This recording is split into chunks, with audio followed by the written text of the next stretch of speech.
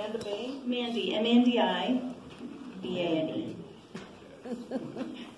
You have to raise it really high.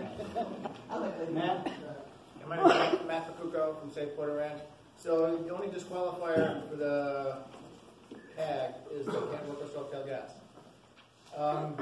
But there are any other outside group can nominate somebody, correct?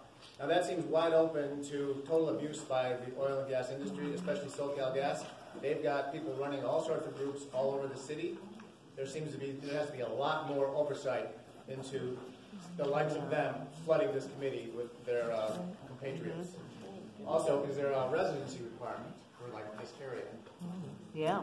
There's no residency requirement. So again, this committee can be flooded with people that have nothing to do And with it will this be. and is sympathetic to the industry. They've stated countless times publicly that they think there's no health issues with any such facility. That's on the record everywhere. You need to put in some more disqualifiers for this. Yeah. Yeah, definitely. I will ask in the form. It asks sort of like what group you're representing. You know what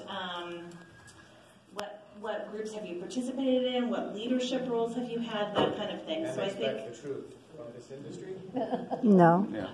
So I think that Very that is valid a very good point. Very I think good it point. is something we are aware of and we'll have to consider, and I think that'll be part of the process of that selection that's made by the neighborhood council folks. And just to tag onto that, we know from hearings where people have sent in information to the docket saying, oh, SoCal Gas should not close down, we need it open, and then we find out they're with BizFed or other groups, so they've been lying all along. Their plans. Just a second. Greg? Oh, thank you. I just want to make sure that certain things are by sequence. This has to be community driven. Would you not? Would you agree with that, Mandy? Yeah. It really must be community driven. So assembling a SOC before the CAG is put into place, I think is a fundamental flaw. The SOC needs to be assembled afterwards because the community needs to weigh in on who's on this SOC for very similar reasons to what Matt just described. We don't want advocates from the gas and oil industry flooding the applications because they've got credentials. This needs to be a very balanced board. The SOC needs to be very balanced. And I really think the community should put their foot down and say that we should be selecting the candidates on the SOC, not the other way around. This has to be a community-driven effort, or else we're going to get more of the same. And Jared even acknowledged that the community has concerns with the AQMD putting monitors in our community. It goes beyond that. So let's be crystal clear. This community demands that this be community-driven. Don't put the cart before the horse. Please. Let me ask, has the card been formed? Has the scientific oversight committee been formed? Sorry. So the settlement states that we're required to have representatives from 6 agencies that are on that SOC. I think we're in the process of trying to reach out and identify who would be there from each of those. And then, so no, we have not formed the scientific oversight committee.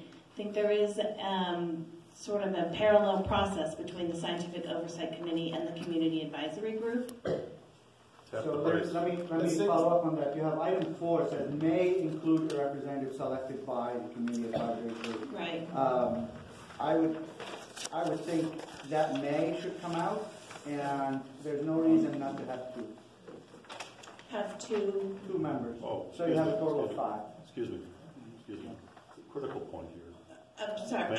Wait, I'm just confused. 2 instead of 5? Need a majority. You have 3 bullets and a bullet at the end on slide page 2, 4th sub-bullet.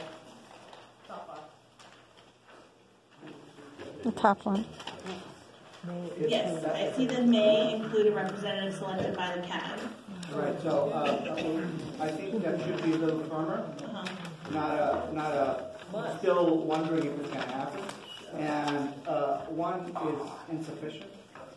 for what, it's just a comment. I don't want to. I just want to make sure I understand. So you're suggesting that the CAG select 2 members of the Scientific Oversight Committee? I know there are people who would like a majority. I appreciate that. I'm just saying 1 is not enough. And where it goes from there, I'll leave it for the county's wisdom.